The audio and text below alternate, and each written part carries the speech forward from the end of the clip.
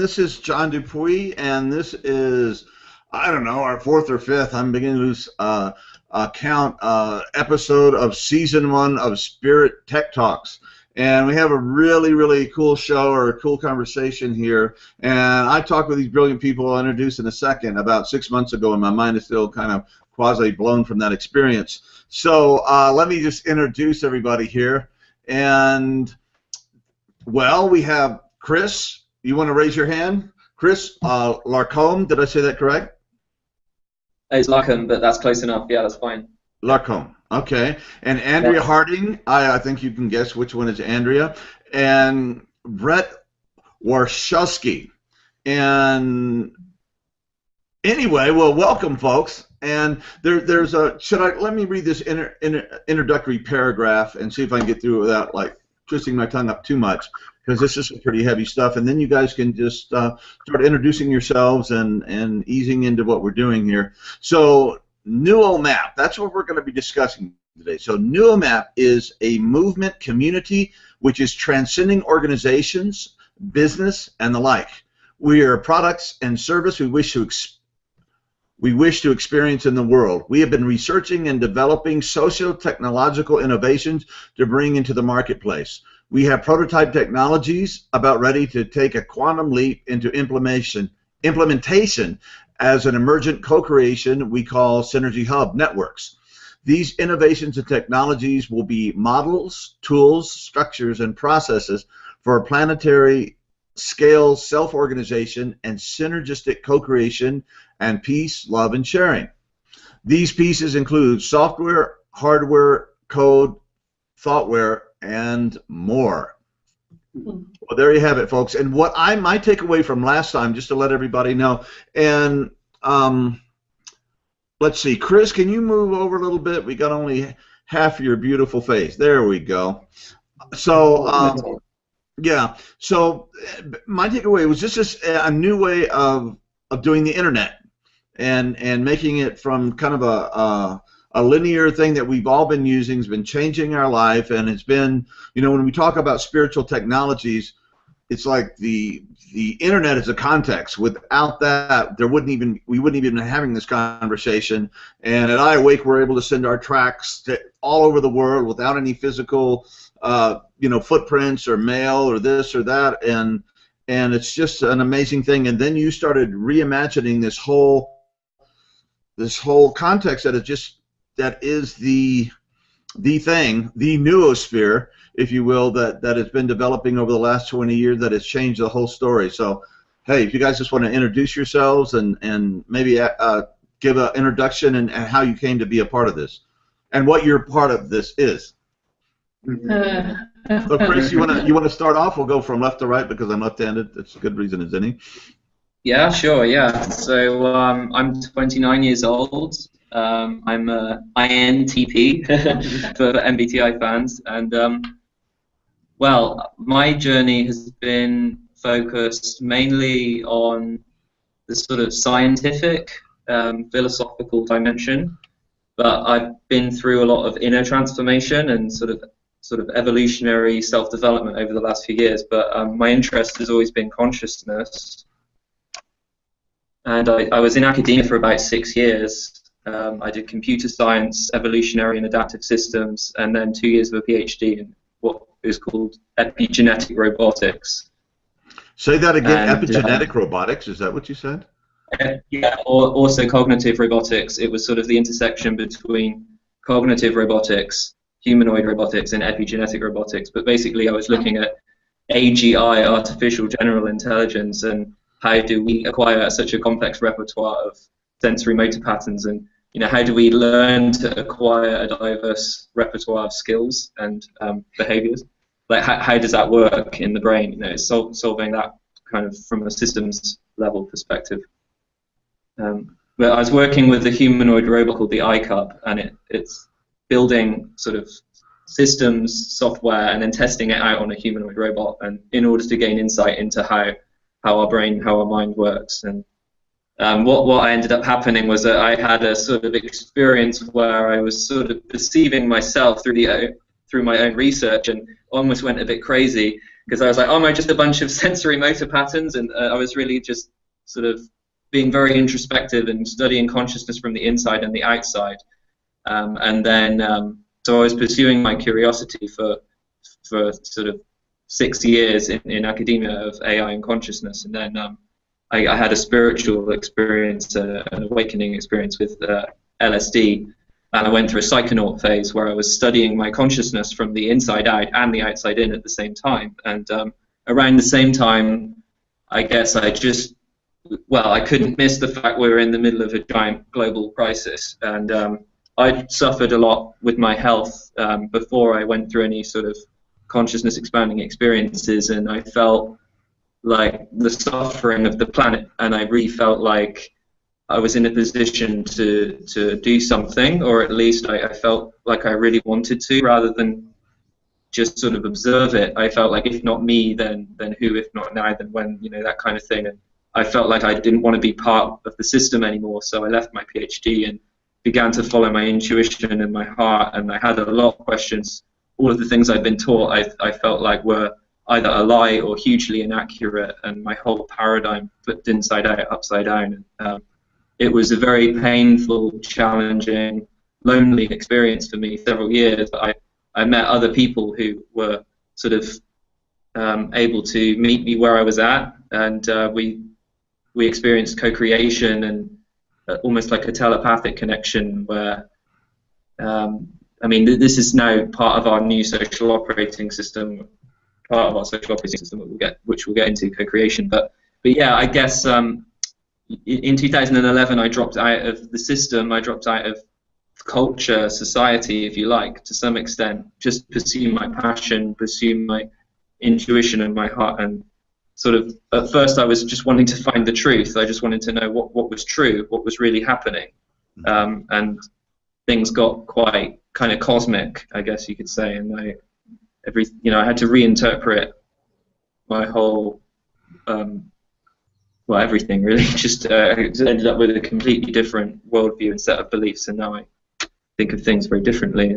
But more and more I feel connected to myself, and more I feel as though it's more of an inner journey, and it's more about what's happening inside us, because that's what seems to create the outside or apparent outside. So a lot of the work I feel I've been doing is inner work over the last few years, but it results in shifting, changing on the outside.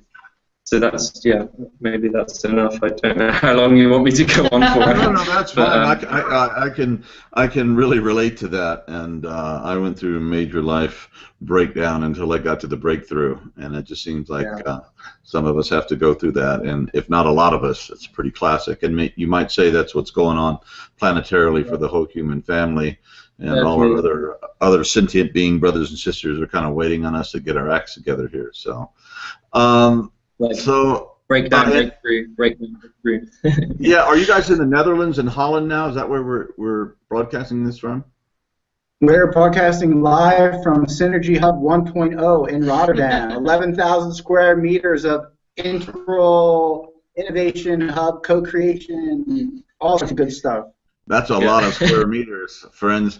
So, Andrea, a little about yourself, and you are from Holland or the Netherlands, and okay, so what is your part in this, and how did you come to be a part of it?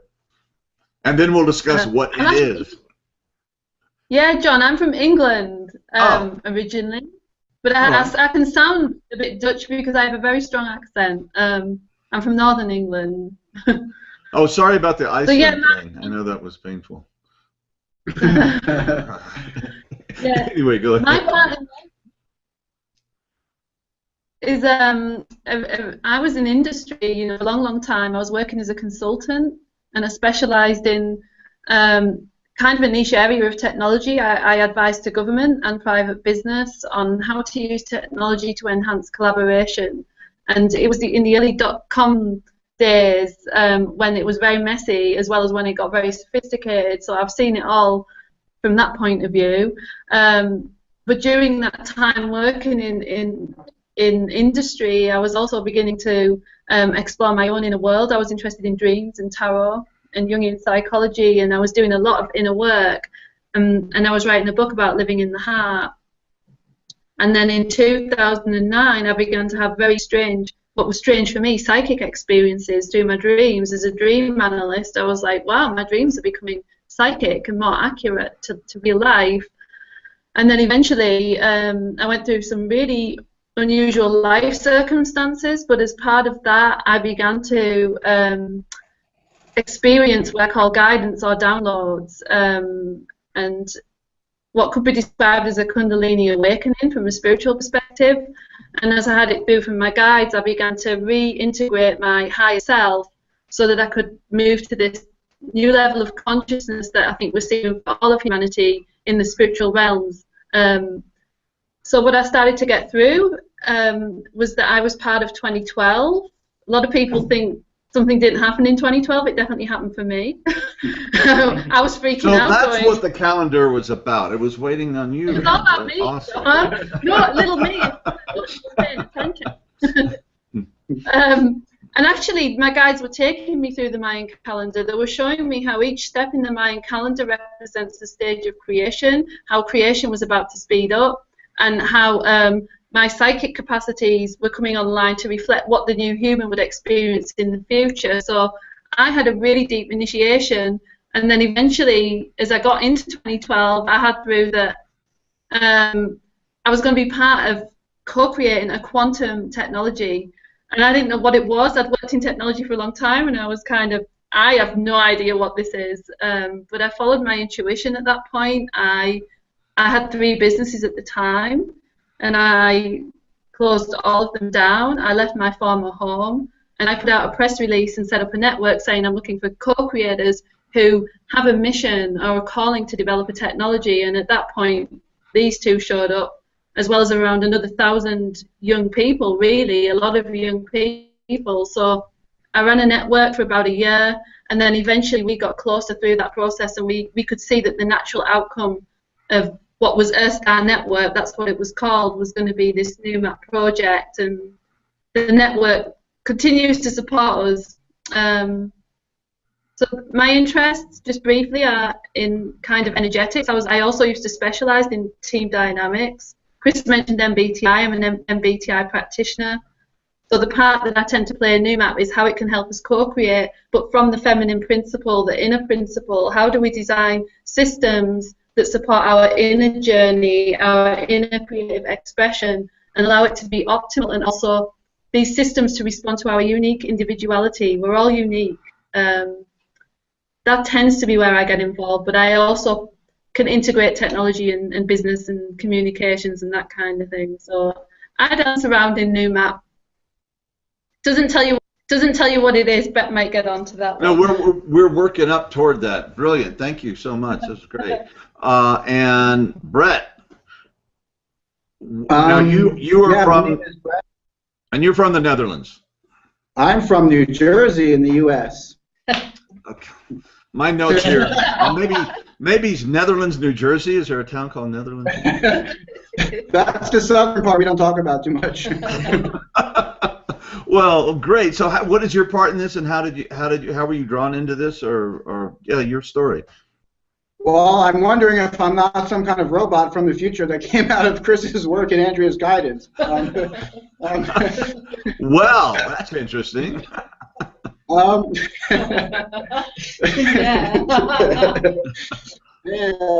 In 2011, I had a new round of awakening after spending many years isolated in my apartment after about 15 years struggling with a diagnosis of bipolar disorder, beginning when I was 19 with what was diagnosed as a psychotic episode, and of course many people would call that a spiritual emergency or just something much nicer than a psychotic episode. But so I spent ages 19 to 30 really going up and down in the psychiatric ward many times, the medication thing against my will, pretty awful stuff.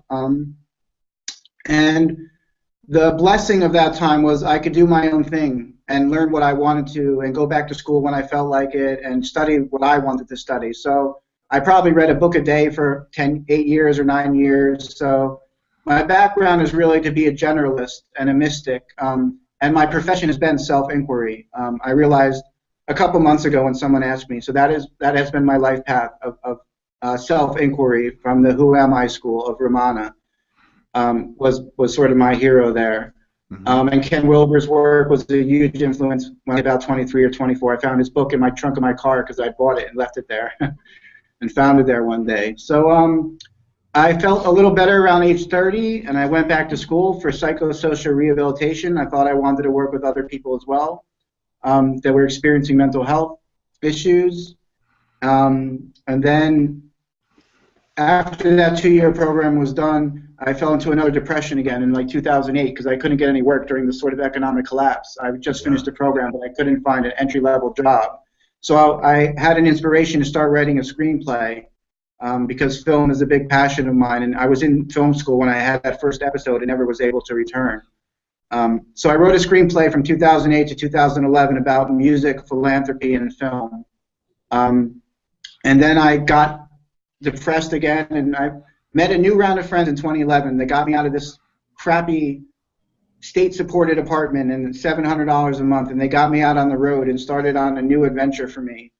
And in 2012, I met Andrea online, and I started learning about technology and the bridge between consciousness and technology and the inner work and a more integral place and working on what I call transforming perceived mental illness into a blessing. So that's what I've been doing the last 5 years myself before I can bring that to the world and try to be an inspiration for others. I realized I was actually still doing it for myself, and it was a present tense thing. So for Noomap, I am an intuitive networker, a resonance recruiter, so I find people for us that are in alignment with what we do. I like to write. I like to create memes. I love to be around people. I like to perform and talk, and I'm the ENFJ extroverted of the three here, so I'm the only one that can get on a phone call usually. This is a rare occurrence for the two introverts here to be with me on the call. So well, thanks, guys. I love doing all that, and I like the orange CEO energy uplifted to a new place, and I'm trying to bring spiritual philanthropy to the world, which is investing in consciousness with our whole self. That's my mission here with Noomap, and a big part of what I brought was the social operating part of spiritual philanthropy. And we've all ended up in Netherlands as a calling. We're here with amazing, beautiful people. I've learned to attract spiritual philanthropists everywhere around me. So these two were the first two to believe in me and my idea. And now we live in a building with 25 spiritual philanthropists who are gifting us space so we can all work together to do all of this. Brilliant. Yeah. I went to a place like that in Amsterdam once. Is everybody hearing the echo? Okay, great. Yeah, which is pretty amazing. So I can relate to you guys talking about your so-called mental illness and your breakdown and all that and stuff. I totally went through the same thing, and it changed everything. And I had to get everything shattered and broken to stumble on to the path by the grace of the universe that I'm on now. And it's all about consciousness and raising it and using technology to do that. Who would have thunk, right? That I mean, for so long it seemed like technology was the big bugaboo, the big threat, and now it's like, weirdly enough, it's becoming the thing that can wake us up, and that's the most important thing that we have to do right now on the planet, because it's not just about us, right? So look, all right, the noosphere. Now I'm familiar with Teilhard de Chardin and his idea of the noosphere that he kind of prophesied long before the internet or any of this stuff was happening, that eventually, and correct me if I'm wrong, that human consciousness would begin to connect into a kind of a global consciousness that dealt with meaning and higher evolution and transformation. Is that kind of the story? And yeah. Okay, well, great. So what are you guys doing, and how are you fulfilling that? And I'll just turn it over whoever wants to respond. I'll turn it over to the walking, talking fractal here. This guy. I'm just going to turn the thing a little bit so you can get a nice shot of him talking about his research and the holonics and the global brain and whatnot. Yeah, so like with Noomap, we have a piece of technology which is on its sixth version right now. And the technology itself is about to take a quantum leap into a new level of development, and we're actually changing the name to HOME, H-O-M-E, which stands for Holonomic, Holographic, Holistic Meta Environment. And I'll get into the details of that later if there's time, but we're writing a white paper on this right now, and we're going to be creating a prototype. But Noomap, as it currently is defined, is kind of like a fractal mind map, and it's made of holons, and a holon is a holon apart. So my background was systems theory and systems thinking, and what I came to realize was that basically a system is always part of a larger system, and it always contains subsystems. So actually a system is in itself holonomic or holonic. So when we start mapping information as holons, as we do in Noomap, it actually helps us to think in systems. So instead of taking a course in systems thinking and systems theory, and then just gaining the advantages of that way of thinking, and perceiving, you can use Noomap. And it's like as you start to map things with holons and start to communicate with holons and start to organize with holons and self-organize with holons, it starts to alter the way you think and perceive. So you think more holistically, and I believe this is to do with using a different part of the brain. So not just thinking in silos, thinking linearly, but thinking more non-linearly and using the right hemisphere as well. Using also space, size, color to communicate non-verbally. So when you say silos, you're talking about just kind of disconnected. Yeah, exactly. Things. Yeah. Okay. It's helping us get out of what Buckminster Fuller called separation thinking. And separation thinking results in separation perceiving and separation everything. Okay, because this is the essence of the noospheric understanding. Noosphere is an interesting word because what it's talking about is the noosphere points to it's like the global mind, the global brain, the sphere of human thought that envelops the planet. Now, it doesn't really matter what that is physiologically. I mean, we can pin down exactly what that is physiologically. You could talk about the activity of the human nervous systems, on an atomic level or a neurological level, or you could think of it from a subjective point of view, like it's everyone's experience of thinking. So there's a subjective and an objective way of looking at what the noosphere is. But as soon as I use the word noosphere, I'm actually activating a kind of meta-level thinking, a meta-level cognition, where I'm talking about talking and thinking about thinking. And it's not long before I realize that actually my mind is not separate to the mind of every other human being. And in fact, it's almost as though my mind is part of the mind of the earth. My body is part of the earth. And I am the earth talking to the earth right now. We're thinking and we're co-creating reality together. And there's this, we start to see how powerful our thoughts and our beliefs are, and our feelings, and how our feelings guide us in the selection of our thoughts and beliefs, and how our thoughts and beliefs and feelings create everything else, like the state of the atmosphere, the state of the hydrosphere, which is all the oceans, the technosphere, which is all of the artificial things we've created. And you can see the impact human beings are having on this planet. It's massive, and it's specifically the impact of human thought, really, that is at the root of that. So noosphere is the reason we need that concept noosphere is because it helps us become aware of that. And there's a whole thing about understanding the relationship between our thoughts and our experience. I mean, that's a big topic, and like I think it's really essential to this paradigm shift that's happening, is to understand the relationship between our thoughts, beliefs, and perceptions. Absolutely. Alan Watts said, "We didn't come into the world; we came out of the world." So yeah. we're the Earth trying to get our shit together, basically, so that we can have move from this time of precarious time of separate, ignorant thinking into a time of beauty and glorious creativity and love and compassion and brilliance, and what you guys are working on. Oh, well, we're all working on it. So one quick thing I was going to say with Noomap is what it really is when you start thinking and using holons to map information. It's a new way of thinking about information. It's when you realize that the information out there is a kind of reflection of our nervous systems, of the individual and collective activity within our bodies, in our nervous systems, information, data that we see in the world in any form, on a car number plate, on the wall, writing on the wall, digital, analog, it doesn't matter. It's a reflection of us. And when you look at the structure of the brain, the neocortex, you see fractals, you see pyramidal cells in these fractal structures.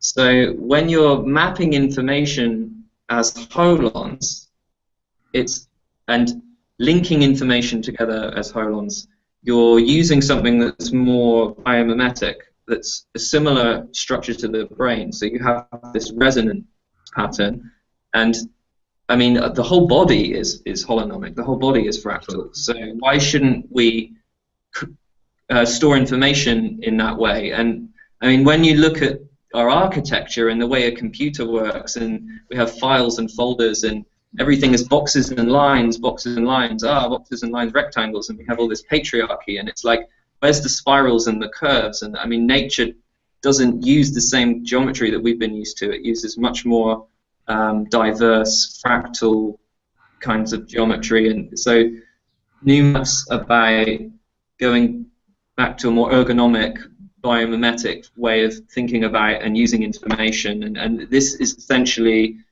like, I mean, if you apply this to the whole internet, then you end up, or the web, you end up with a new web, a new internet that is more like a global brain, and that's what home is going to be, precisely because Noomap right now is hosted on a server, and we need to change the kind of way we're actually implementing it as well, which is what we're doing now. We're going to have a distributed app. But anyway, could you get me like an example, like a concrete example? Say I was like, I heard of this really cool guy, Ken Wilber, writes these amazing books, and I go on to this version of the noosphere that you're creating, and I put that information in, and then what happens? Well, I mean, to me, the noosphere is our actual thoughts and the actual biological phenomena or energetic phenomena. That what we're co-creating with Noomap is a digital reflection of the noosphere that is more obviously a reflection of the noosphere because of its structure. So the internet is a very primitive, it's a very primitive digital nervous system. It's acting as a kind of extension of our nervous system, and it reflects our collective consciousness to a degree, but I mean, you can see how linear it is because we're in line land right now. We're in linear two-dimensional consciousness or three-dimensional. So, so with Noomap, the way you would do it is, say, instead of accessing a website, you'd access a holon, and then every single bit of information, say the pages, would also be holons, and each paragraph would be they would all be holons, and you can break it down arbitrarily because it's a fractal. So in a fractal, you can store an arbitrary amount of information in a finite space, but you don't, in practice, use that. And one of the things about Noomap is you can take any holon and you can link it, and it can be in many places at once. So you could take, say, one article or one part of an article, or a reference to a person or whatever, and you could take that and you can put it in many other places at once, and it's like a quantum superposition. It's something that's in more than one place at once.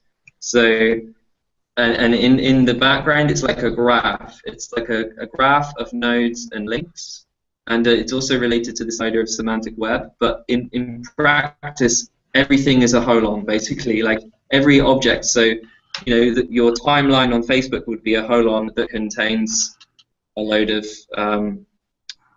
posts, and then the comments would be holons, and in Noomap that's exactly what you have. Everything is a holon, images, videos. So every bit is everywhere and contains everything, as in something like a hologram. Is that? Yeah, hologram is a slightly different concept. Yeah, but it's related. Okay, sorry, I didn't mean to go off on that one. Well, that's amazing. Okay. All right, Andrea, you wanna riff off that? I was in case you want to. I would like you to, when you first saw Noomap, because she came from technology and understanding it. Maybe you could share a little bit about the database and the siloing and what you saw in Noomap. Yeah, because it's easy for people to also understand. Yeah. So yeah, when I first saw Noomap, John, I had my guidance as I shared, so I knew I was expecting to see something that was a special technology. But when I actually met Chris, Noomap was a black screen with circles on, and I was like, well, this looks interesting, but I don't really, know what it's going to actually allow us to do. But what I could certainly see from it, having worked in technology for a long time, is that what often happens behind the scenes is we're using databases to interact with each other. So every website behind it, many websites have databases powering them, and people are controlling those databases. They decide what data we put in. So even if you put in Facebook to do a status update, that is a cell in a database, and Facebook has decided they will give you space to provide this update. When I saw Noomap, I was kind of like, wow, every little cell in here, the user can decide what data they're going to put together. And so what I was seeing is the ability for the user to create their own data structures and then allow that data to speak to somebody else's data structure. Now, what does that mean for us? Like the Joe blogs on the street. Like, how does that change my life? Well, it just kind of means that we are beginning to dictate what we want to share in terms of a society, what data we want to put together and how we want to see those relationships form. And it takes out the middleman saying, we decide how all you guys interact. So I was a communication student.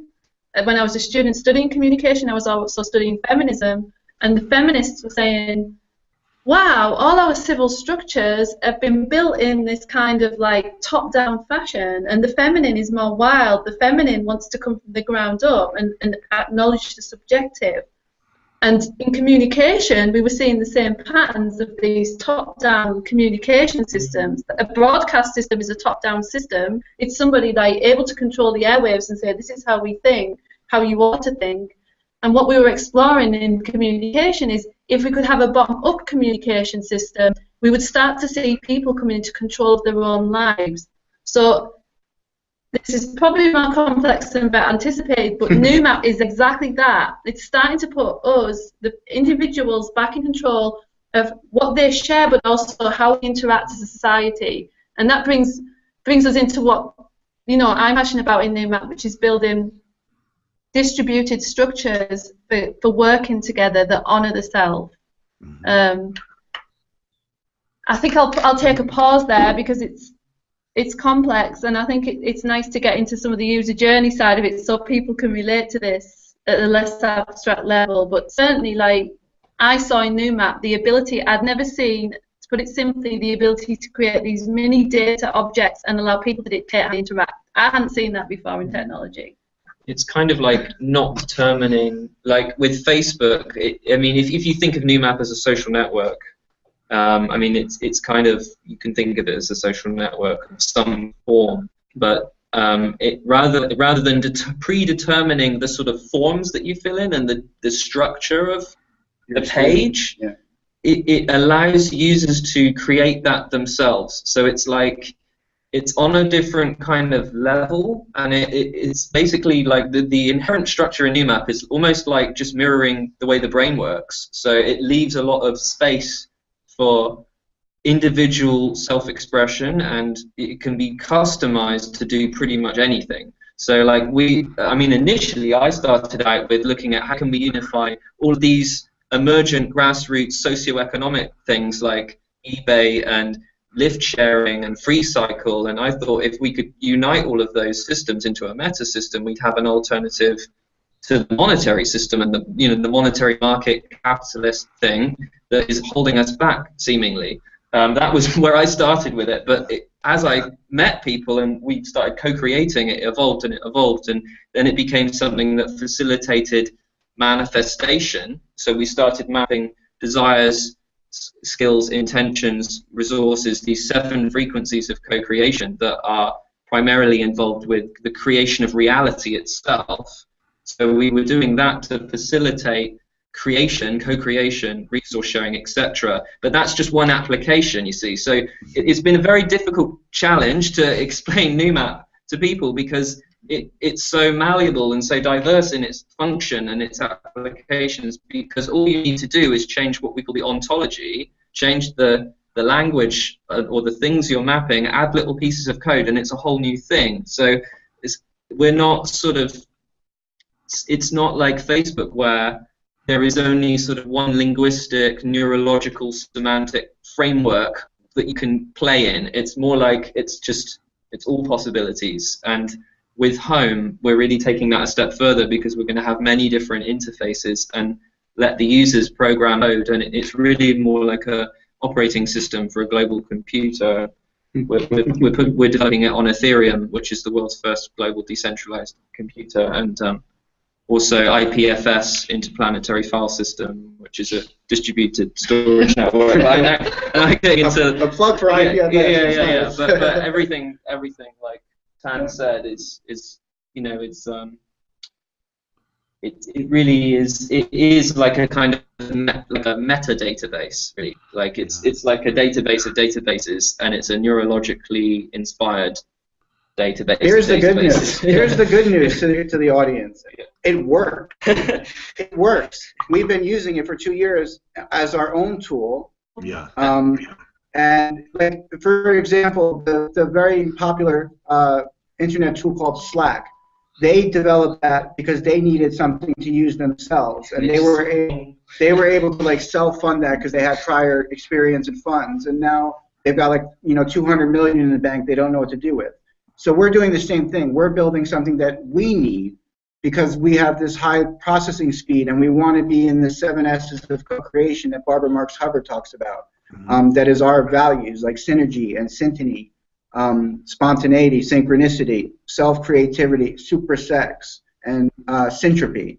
These are the operating values of our community, of our movement, and it works. I've been mapping my visions and intentions, not only in Noomap, the prototype alpha software, but in our community. We started talking like that and prototyping. What would it be like if we always focus on vision, intention, passion, skills, resources, synteny, and synergy? What would it be like? And here we are, 3 years later in this building with amazing people, with an alpha software that only Chris has coded on the zeros and ones, by the way. Well, apart from Pat. Our friend Pat gave a little help, and we had our friend Duke in that video who did a little bit of the UI. But other than that, it's been Chris, and we do the other things. So, we're living our dream together with other people. We're manifesting quicker and with more accuracy, and our intuition is, I would say, being honed, and the healing work also by sharing intentions and passions and the gift consciousness. What are the gifts we all have? And we focus on these things, and it's working. So that's, for me, the greatest news to share. Like, the system itself seems to be working as an actual thoughtware. I mean, yeah. Perhaps you could say about what's going on here as well. That's exactly what I was going to do. Just to ground it a bit, John. So, what we've been seeing with Holons, this is a huge part of our adventure together, is that we've got this technological possibility, but when you have new technologies, new social possibilities arise. And I spoke a little bit about them at the abstract level, but certainly what we were seeing is that if we can just allow people to map their true situation, their true selves, and then we create synergies between those maps, that people can self-organize based on what is true for them, what is exciting for them. So rather than this top-down approach, say in the workplace, somebody says, I want to build a car company, I'll identify all my staff for this and I'll tell you what to do. What Noomap does is says, it works from the inside out. It says, what is your passion? What is your purpose? Wow. And what this is getting at is the integration with the fifth dimensional human. It's bringing down, saying, what is your true self, working with that higher operating system, allowing that to be expressed, and then it creates synergies and brings people into groups for co-creation. So this has been our vision, and every time we talk to people, they say, it's too big, how do we even understand this? So we landed here at Synergy Hub. We have a community of hundreds of people who are working in a voluntary capacity. They're being encouraged to pursue their passion. We have people who live here as residents who want to heal, and they're saying, we need the technology to bring all these synergies together. Somebody over here has a free resource. somebody here who has a need, somebody over here has a skill, somebody over here needs a skill. How can we make this interoperate efficiently? And we're going, well, Noomap's been built for this. So I think in the next couple of weeks to a month, we'll start to see a prototyping in this community of our vision of synergistic co-creation using Noomap. So it's a bit like Brett said, it's moving out of Slack, Trello, all these project management tools into a much more natural way of creating together that gets us out of more linear ways of doing things. Yeah, it's co-creating with the planet. Yay. Yeah, it's like internet with the soul, both Yeah. individual and collective, which is really cool when you think about it. And that is a quantum leap. And I hope you allow us, here at iAwake to, spread the word and get this out in our communities and, in the integral world and our little expanding fishbowl. So that's amazing. Now, did you want to share a screen share of the Noomap to kind of give us a visual representation of this? Yeah, I'm going to show something real quick. It's sort of like tip of the iceberg. I don't want to overwhelm and do something, so I'm just going to try to show something real quick. So I'll get my screen share up and we'll give it a shot. The bandwidth could be an issue, so let's just see what happens. Okay.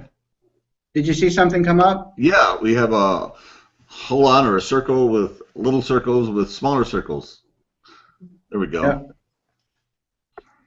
Okay, so what I'm looking at here is a holon that I mapped called my co-creation gifts. And within it, I've mapped a bunch of different things. So this is, within here, a bunch of passions that I have. I've clicked in. I've got a little bit of a ghost in the just fix here. So these are all different passions I've mapped. So one of the things you can see here is I'm passionate about free energy. And if I click the Synergize button, I've got a, how do I get rid of that? I'm not really that technical. Right, the Windows UI is kind of interfering. Oh, the Windows, yeah. Let's see if we, how do we get that out? Maybe we have to go out of full screen. Unfortunately, the Google Hangout, wait, move the Google Hangouts thing. Right, now we can do it, I think. All right. Yeah. Okay, so there you go. So in Noomap, it's not just a straight search engine optimization. It's more like synergy engine optimization. So for instance, I had chosen this passion for free energy, and then I hit the Synergize button, and now I've got these 4 things here. Other people had passions. Nico had a passion for free energy. We have free education came up, yoga, dance, free movement. The system's not set yet to be really specific, and it's got only limited data, but you'll see in the future, not only passions that would synergize with a passion for free energy, but people who had intentions and resources and skills to do that. What's really great about Noomap right here is that you can link any specific holon that someone else has shared right in here, and you can also create a new holon. So check this out. I'm going to create something called the Synergy Space holon. It just popped up in here. There you go. And this is something we call Synergy Space. You join the space. There you go. You joined the Synergy Space. Okay. Oh, I don't know. It doesn't want to work. And then you would link. Yeah, it's just slow. Oh, it's slow because of the bandwidth. Let's see. A lot of things happen. Yeah. This computer's a bit slow. Yeah, my computer's slow. So basically, I'm gonna. Yeah. It's acting a little slow, so I'm just gonna stop the screen share. Whoa! Whoa! We've got some kind of fractal. Infinite fractal loop happening on my Google share. Wow! I just became infinite. Thanks, you guys. That's what we do here, John. Yeah. Yeah. I mean, you can actually create fractal loops in Noomap by linking a holon inside itself as well. Which is yeah. So what I was trying to show is that you have really quick access and agile access. So like you find someone who has a similar passion, you create a space that's like Kickstarter in a way, but beyond just giving money. And within minutes, you can link all these different intentions and skills and visions. Then invite someone, on Facebook, say, here, check out this holon. And you have what we would call flash synergy instead of a flash mob. And within weeks, and you can imagine if there was 100 million people on Noomap, we would literally be basically manifesting things very quickly because it would be a situation of if the people who offer the things they've offered all continue doing what they said they would do, there you go. It's beyond project management. It's, you know, crowd creation. synergistic co-creation. It's crowd creation. Yeah. So like you have crowdfunding right now. Imagine the next level of crowdfunding is crowd creation. So it's decentralized, self-organized manifestation of the realities we desire, and that is what we define as co-creation, basically. But what Brett just described is actually only one application of Noomap. When you set the ontology, the holon types, to passion, desire, vision, etc., it's like a game, if you like, a game on Noomap. But it can be programmed to like facilitate any kind of communication or interaction. And I call it a particle accelerator of consciousness. Particle accelerator of consciousness, and co-creation being the new paradigm as we see it is facilitated through Noomap on a global level.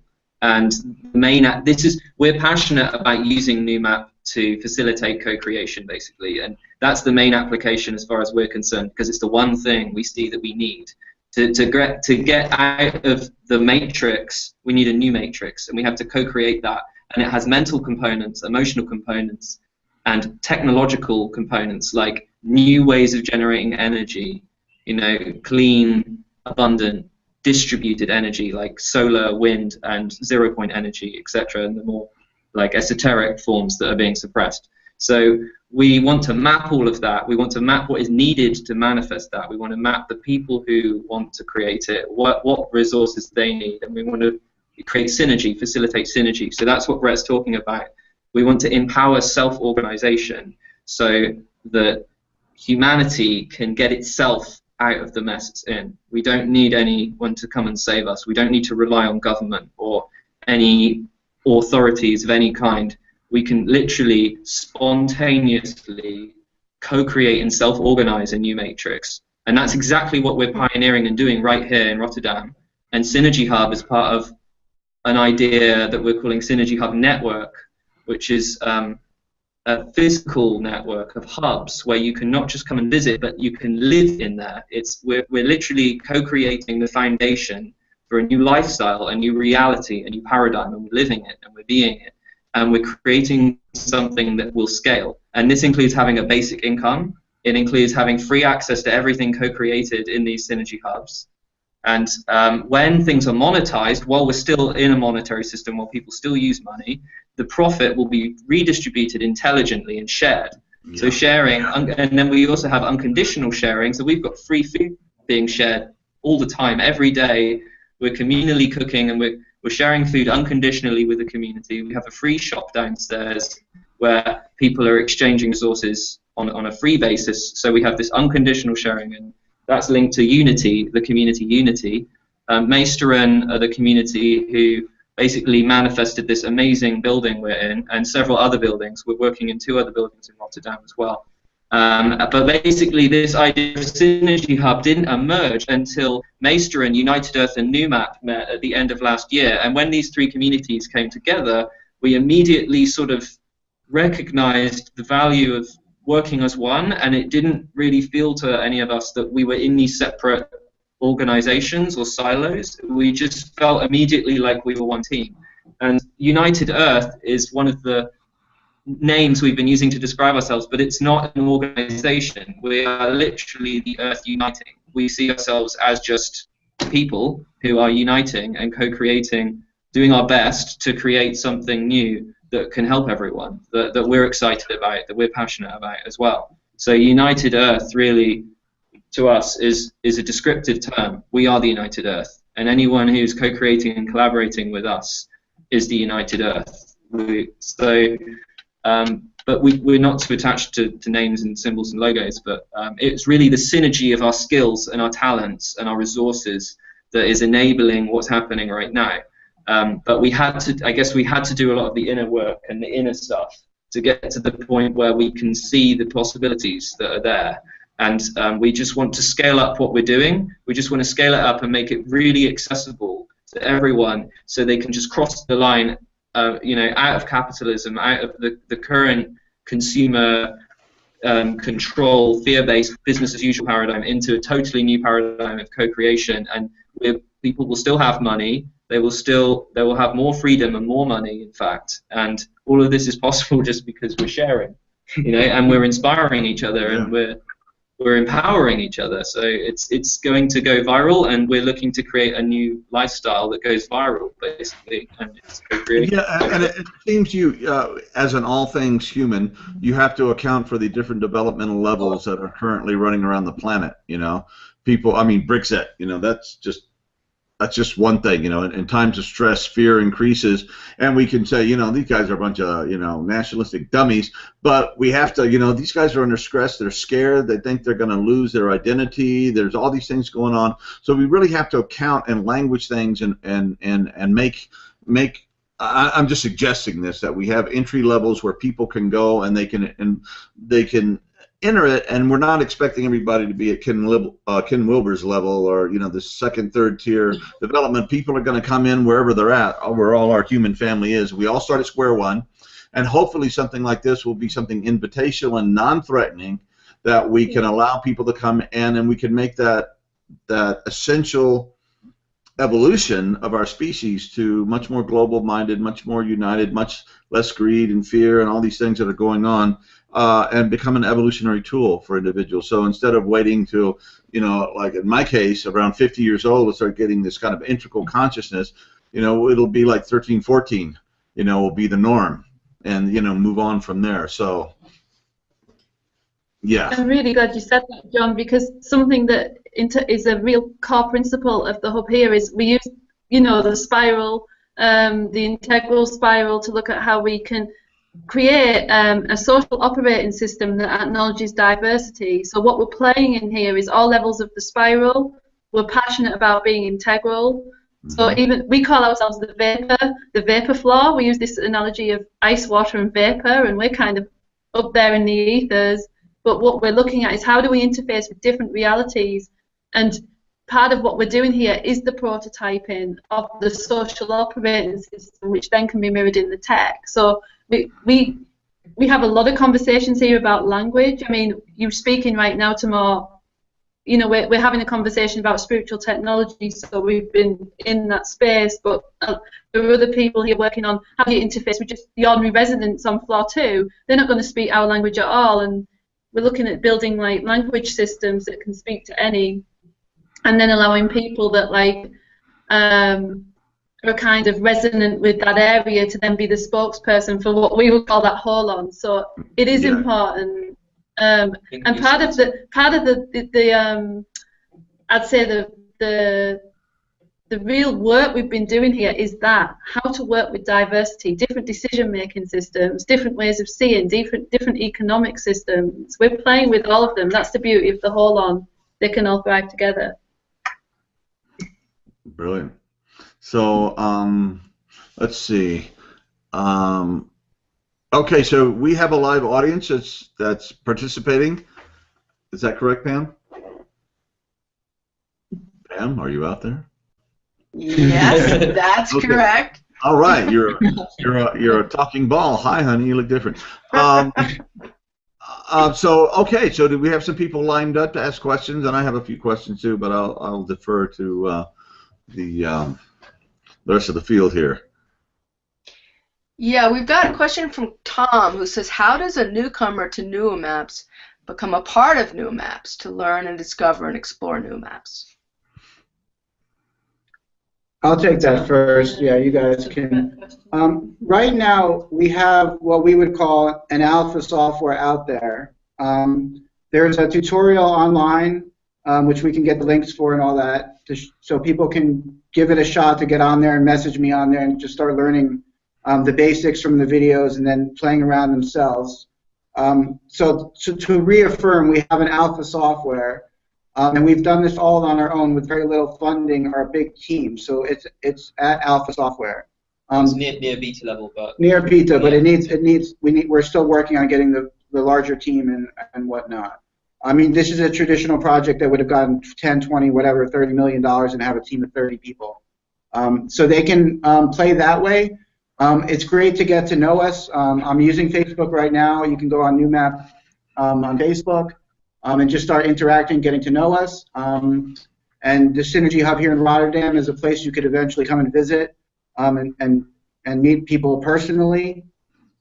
I mean, that's the best way to just make contact with all of us. You know, the Facebook page, try out the software yourselves, and come out here in person. That's really the best way to entry level. And we're a small team now, so anyone listening who wants to give that a shot, you're going to be talking to me probably. So it'd be great to meet anyone. And if there's somebody listening, you know, or watches this recording, and you're going, well, you know, I've got about $1 billion festering in the bank, and I don't know if I need another private jet. So, yeah. So why don't I give these guys some oxygen and some energy to expand this and grow this more quickly? And you know, one of the most heartbreaking thing is when you have this beautiful vision, you know, and you run into this glass wall, and you can't get beyond that because you don't have the finances or the support to do that. So I just want to put a plug in for you guys that if anybody's listening to this and you feel called, it's like, hey, come on, show up. You know, money is just, you know, it's not good for a goddamn thing unless it's put to use helping people and making the world more beautiful and wise and livable for ourselves and for the generations and all the sentient beings that come after us on this planet. So I think this is be a really, you know, an acupressure point in the collective consciousness where you can press and change the whole pattern in a really, really good way. So anyway, I just want to put that out. Thank you, John, man. Speaking of acupressure trim tabs, in honor of Bucky Fuller, we're going to have a huge event here in all of October, which is a trim tab festival of 100 co-creators in person. So 2 weeks of a trim tab festival and 2 weeks of a whole systems hackathon. We're going to be announcing things like a book on reimagining philanthropy, a Global Freedom Fest 2 years from now, the Open Synergy Source license for Noomap so we can get more people working in unison on the project, and the theme of occupying the noosphere all together for the month of October. And we're going to try to at least raise funds to buy this building to help our friends here who have been gifting us all this time and want to make this happen here in Rotterdam, a.k.a. Compassion Valley instead of Silicon Valley. So that's what we're up to, and I can't say enough of thank you for putting that message out, because we actually believe we deserve that, and the planet deserves that type of investment. And we can give you a return on your intention, and a return on imagination is what we're about. If people want to see a more connected world, a gift world, and sharing, and like just good people doing the best they can, we can provide a return on intention. So thank you for offering that out there, because we're going to keep going anyway. We're going to keep going. So we don't need it, but thank you. Yeah, so there's going to be contact information here, so people can contact you and and ask questions and say, hey, yeah, I'm in. Let's do this thing. We've really been changing our relationship to money, and right now, like, we're basically living almost moneyless. And I have about 50 euros on me, no bank account, and my security and my sense of self-worth doesn't come from money anymore. And there was a lot of fear that we all went through to get to this point. And but we also have let go of our resistance to money and the way it's being used. We don't think it's evil or bad or wrong, and we want to use money to empower this new reality and this new lifestyle. And we do need it right now. It would help. Yeah. It would help us, and it would speed things up more than anything, because we are, like Brett said, we are going to do this. We are doing it right now.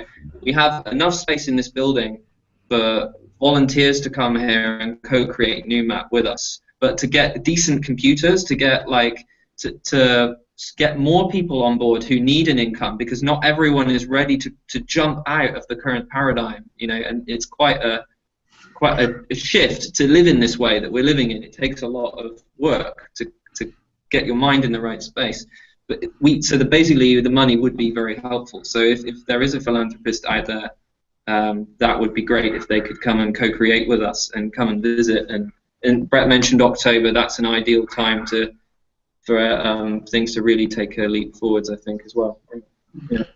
Yeah, absolutely. And in integral terms, we talk about money being oxygen. It's not what we're worshiping, but it's absolutely essential. Nothing else goes without it. And I can relate to going through the relationship with money. Is like I joked for years that St. Francis of Assisi was my financial advisor, you know. And I lived my life like that until finally it's like, okay, I got to come into a new relationship with it. I like the idea of oxygen, and I would also say, you know, let these people here, whoever this listening to this, let them be them. You know, don't get in, you know, your typical VC mentality of I want a big percentage of this and I want to control it and everything. Just give from love. Just give because the planet needs it, and that's what you have all that. You know, I mean, how many shoes do you need? How many houses? How many planes? How many computers? Blah, blah, blah. I mean, you know, yeah, we need a certain amount of just abundance for everyone, right? But after that, it's all gravy, you know. The only good is to get it out there and transform the world in a beautiful way. So, anyway, I hope somebody's listening. And John,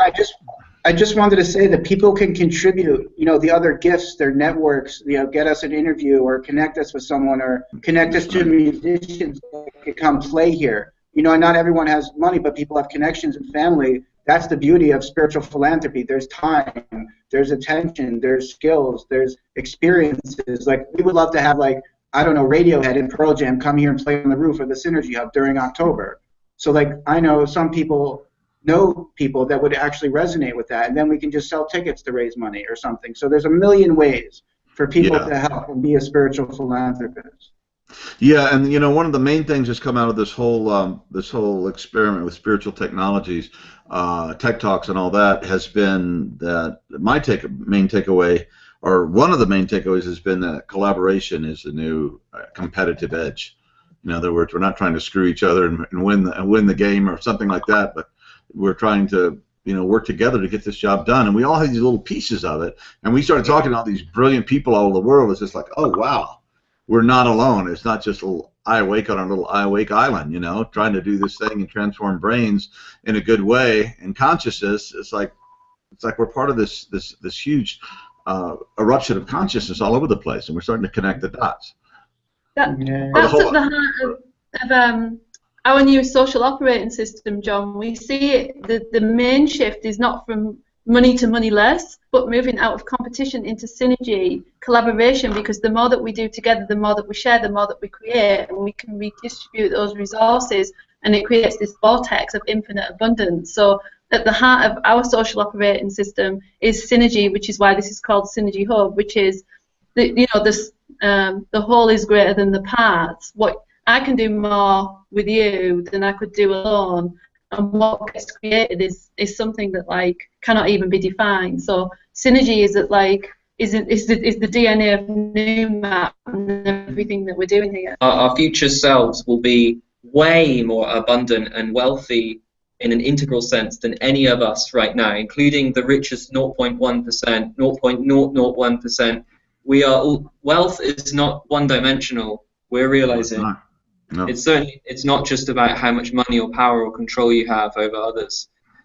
Wealth is a million different things, including how much love and joy you experience on a day-to-day basis. And do you feel like your life has meaning and purpose? You know, are you in a healthy, nourishing, wholesome environment? You know, it goes on and on and on. But when Tan says about creating a system that leads to infinite abundance, or we could call it superabundance, that, you know, she says it casually, but it's a very real possibility. We can co-create this in like less than a decade. Like, I mean, I was working on a 10-year timescale when I dropped out in 2011. I was thinking, I need to do something in 5 years that will be, you know, playing it safe, because you look at all the curves, they're all going exponential, right? And people may not acknowledge that, but we don't have like 30 years to mess around.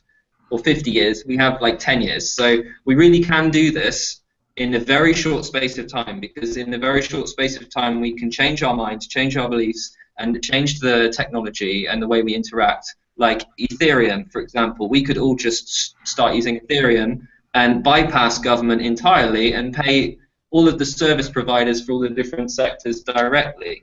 So that, you know, that's a huge thing we could do. But it's this idea of infinite abundance, superabundance, is very real, and it's hard for us to imagine right now what that is like, what our future selves will experience, because it's like if once everyone shares everything and is co-creating from their joy, they're not doing things to just meet their basic needs. Their basic needs are provided unconditionally. we've figured that out, and then everyone is just creating and doing what they like. So everyone can access everyone's gifts and co-creations, and it's like it's super abundance. It's not it's abundance beyond the level any of us can achieve right now by having loads of money. So that's why instead of Noomap being like, you know, the next Facebook in the sense that we're all going to become billionaires, we're not thinking like that. We're in a different paradigm, and we're thinking, how can we experience like super abundance all together? So there's more and more of us coming together, and we want to share our intellectual property. We want to share the money we would be making on this and hoarding for ourselves with everyone in a way that empowers everyone. So that's really what we're doing right now in this building. Yeah, it's not just win-lose or win-win. It's win-win-win with the planet. And or win-win-win-win-win, etc. Yeah, infinite winning. Yeah. Like that thing that you did with my head, infinite. Yeah, and it's like, it's still kind of wow. Yeah, and nobody's rich until we're all rich. You know, nobody's saved until we're all saved. Nobody's enlightened until we're all enlightened. Nobody's free until we're all free. Nobody's full until we're all full. You know, and we just got to make that shift. And man, it's a really dramatic time. You know, it's like the old movies where, you know, the beautiful maiden is down on the rail and the train's coming, and you know, we got to get on our collective horses and, you know, save the beautiful maiden, which is us and the earth, right? And that's the thing. Hey, are there any other questions? That was one question. Thank you for whoever did that. But there's so much energy here that one question can spin off into a lot. Yeah. So Pam, anything else? Surprisingly, no more questions. I mean, I have a zillion, but we are way past the hour, so we should probably wrap soon. Okay, brilliant. Hey, you guys, so good connecting with you again. Let us know about, you know, your events, and we'll let our people, you know, in our communities know about it. And what a great excuse to come to, you know, the lovely country that is the Netherlands. I've never been to Rotterdam. It's always been other parts, Amsterdam and up north. So, but I've heard a lot of great things about Rotterdam. So, it sounds like a really good idea. And with the euro going down, you know. Thanks, England. No, anyway, so no, we'd have to come and hang out with you guys and see what you're doing. If you want to come, Utah and hang out in the wilderness here, we got plenty of room and plenty of wilderness. So. Anyway, hey you guys, brilliant. Thank you so much. Really, really great. Love you guys. All right. You too. Thank you. Thank you.